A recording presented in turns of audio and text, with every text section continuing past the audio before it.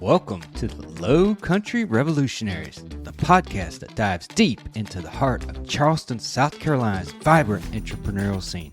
I'm your host, Bill Bellott, founder of Veritas Exoscience, and each week we're spotlighting the boldest innovators from the Chucktown startup community. These are the visionaries pouring their heart and soul into the businesses that are transferring Charleston into a global hub of creativity and American ingenuity. Get ready for raw, real conversations with the trailblazers shaping our city's future. Let's dive in. So, you're an entrepreneur, you've got your own business. What advice would you give to others out there? They're just getting started, and they're, struggling like everybody else, but they're excited and they're passionate about what they do. Yeah. So a couple things I would say. One, I don't remember who told me this, but it's always kind of stuck with me, is dream big and start small. Right. So dream big. Don't sell yourself short. Like, you have a lot of capability. So dream big, but start small. And the other one would be exactly what we were just talking about, was getting that advisory team around you ahead of time. I'm happy to have conversations. I want to see entrepreneurs win. It is one of my goals, is to see entrepreneurs win. So give me a call. Like, I'm happy to have a conversation, even if it's just to say, hey, go talk to this person, go talk to that person, think about this, think about that, right? But get an advisory team around you, people that you trust, that are like-minded, but we'll actually have an honest conversation with you and tell you some hard truths maybe you don't always want to hear. That's always good advice, because sometimes we need to hear the truth and not necessarily just what we want to hear. I tell people there's a difference in what you want to hear, what you need to hear, and what you're willing to change. For people in Charleston and just anyone in general out there, I would say that luck favors the prepared. And if you consistently put in the work, obsess over your customers, and prepare for each milestone, those opportunities will start to stack in your favor.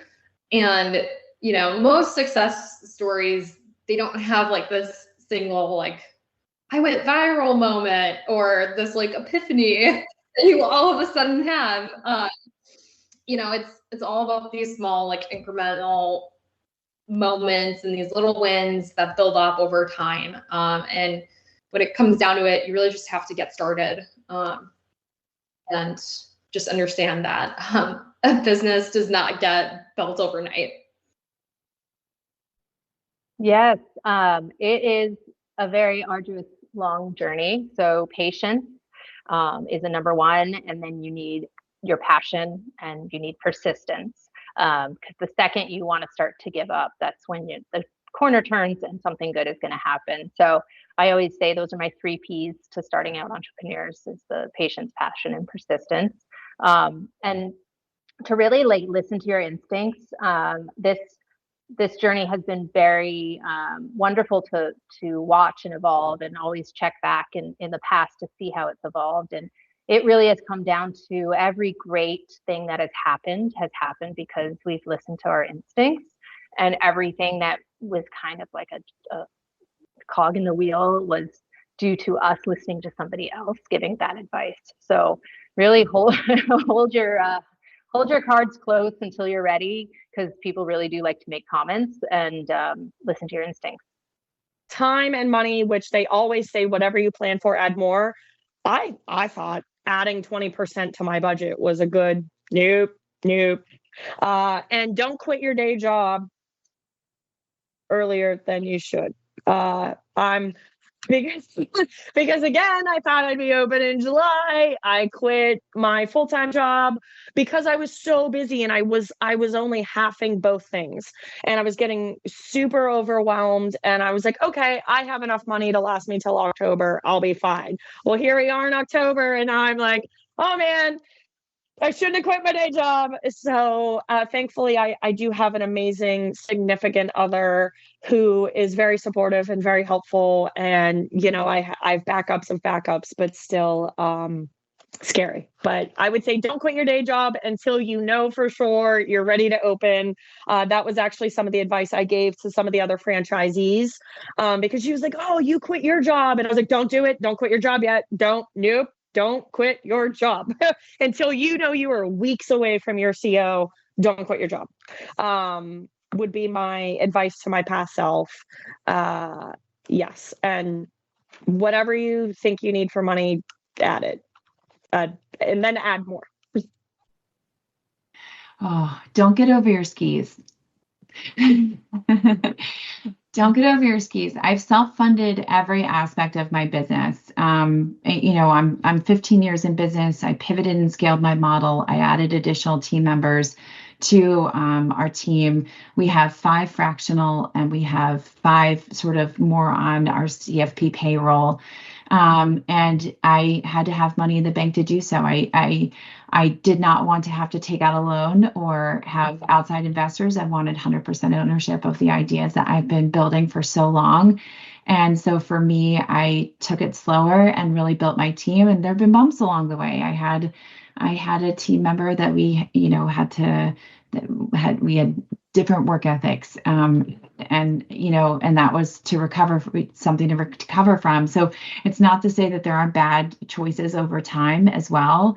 You learn so much from every decision you make, but don't make it too fast or too hastily without some plans and strategic planning in place.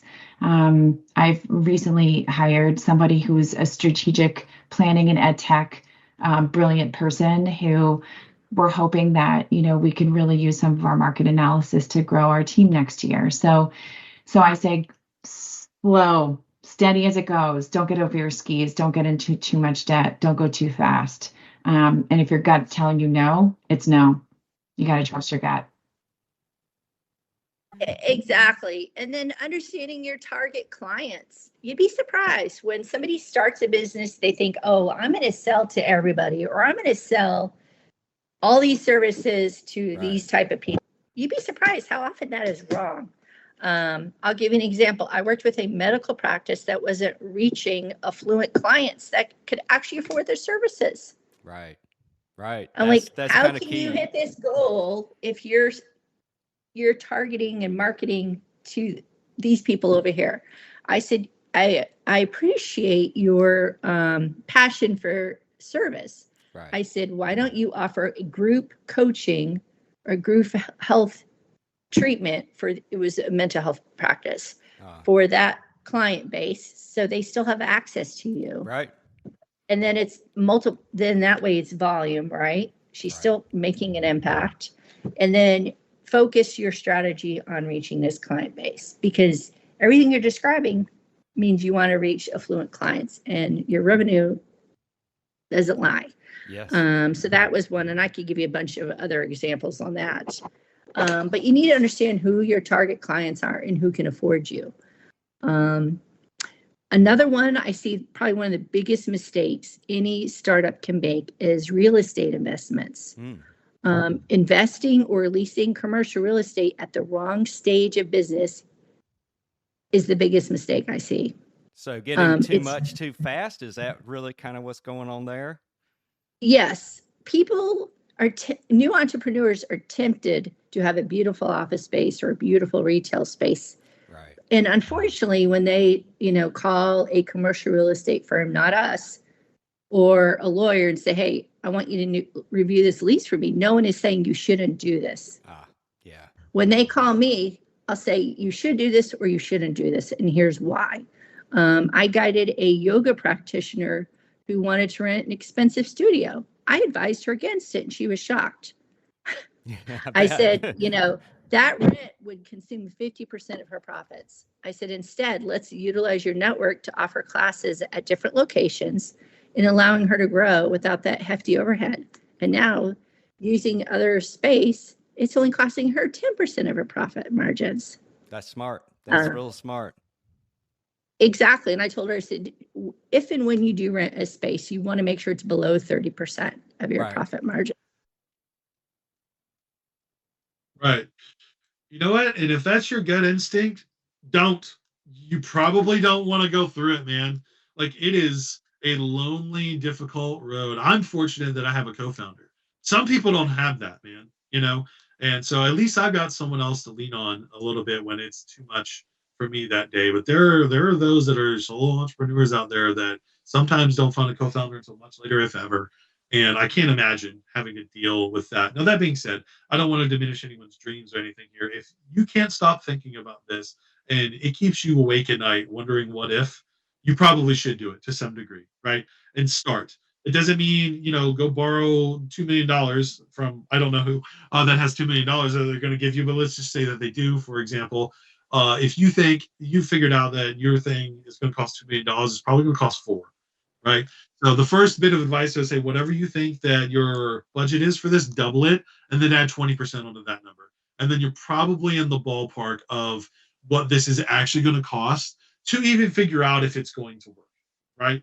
Truly. And to be quite frank, I still never really know if what we're doing is working. I see the numbers in and out kind of thing, but there's always this ebb and flow, and it's still kind of the Wild West now. But my one marker that you should also look for is that, do people continuously show up to your thing and engage with it? Where you're present at, right? Whether that be online or in person. But in person is paramount if that's what your business is, right? Obviously, if you're an online only business, well, that's the only metric that you have, right? But if you are fortunate enough to have something in person where people can come engage with physically, that's, I would say, the more worthy part, because it requires them to do something, to mobilize, right? How can you mobilize your audience? And that's really the number one metric that you need to love getting to know and working with, is mobilization of your followers, your fans, your whatever online calls them kind of thing, right? It's like, it's great. You can have 10 million or whatever, but if you can mobilize 10 out of 10 million, man, I don't know how your in-person thing's gonna work. Yeah. But, I would say very deeply consider what you value, as well as how your time is spent. If you endeavor on a journey like this, you are going to be the poorest that you've ever been, unless you're independently wealthy already, and then that doesn't matter to you. But if you're not, that you will make the least amount of money that you've ever made in your life for the next 1 to 5 years, and sometimes longer, depending. And you really need to understand what the long-term vision is and truly believe it, because that's what's going to get you through all the problems that you come up with hey, delays here and delays there, and all of it costs money that you don't have, right? And having really, really strong relationships with people that truly not only believe in you, but what you're doing and where you're pouring in your time, because this will destroy a marriage. This will destroy your relationship with your boyfriend, girlfriend, whatever you have, with your friends a lot of times too, because they're like, oh man, come to my birthday party. It's this thing. I've got service tonight, man. I can't. I'm sorry. And then you offer them, hey, you can come to us. It might conflict with what they're doing. They've got this whole other plan. And it's like, sometimes they take it personally. It's like, it's never personal, but understand, for me, using me as an example, and I've been very fortunate that none of my friends, they've been super understanding of this and know that I've been working on this for over 10 years kind of thing. So they get it, but not everyone is fortunate enough. My friend group, the lowest number of years I've been friends with someone in that friend group is like 18 years. Up to, I'm 42, so 36 years I've been friends with 2 of them. So I met them when I was 6 years old. You know what I'm saying? Like, and not everyone has that, right? But I think, yeah. They understand. They've seen the years of me slowly and surely positioning myself to give this like a true, hey, this is my full-time job. And that's the final thing here, is that, man, if you're going to go all in on this, you need to understand what going all in on this is. Like, all the, your lifestyle will change. It is going to change. And you might see it, that might be for the better, it might be for the worse. I don't know what the answer to that is, but your lifestyle unequivocally will alter for quite some time. And I hope it's for the better if you do decide to go down this journey like so many others do. And if I've said all this and you still say, yeah, that's me, super duper, because we need more people doing this, because the only way to fundamentally alter the way that the world is going is through business. Adam Smith knew it back in the 1700s, and it hasn't changed. Everyone's tried to alter from that, but it's the same. It's like, businesses doing right by themselves and their community is what makes the world better. Not just taking. You got to give something. That's a wrap for this episode of the Lowcountry Revolutionaries. Thanks for joining us as we celebrate the fearless entrepreneurs making wave in Charleston's Chucktown startups community. I'm Bill Bellot, and it's been an honor to share these inspiring stories with you. If you enjoyed this episode, subscribe, leave a review, and share it with someone who needs a spark of low country innovation. Until next time, keep pushing the boundaries of what's possible.